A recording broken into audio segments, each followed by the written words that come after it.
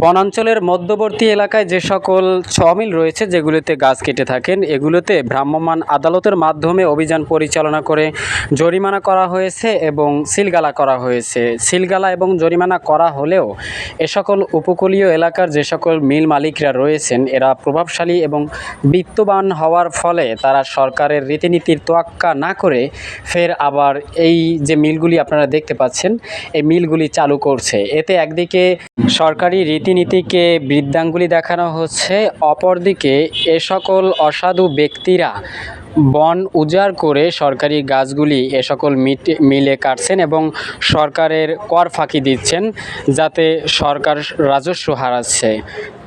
এ সকল অবৈধ মিল বন্ধে প্রশাসনের সুদৃষ্টি কামনা করছি এবং তারা কঠোর পদক্ষেপ গ্রহণ করবেন, যাতে পরবর্তীতে আর কেউ সিলগালার পরে মিল পুনরায় চালু না করে।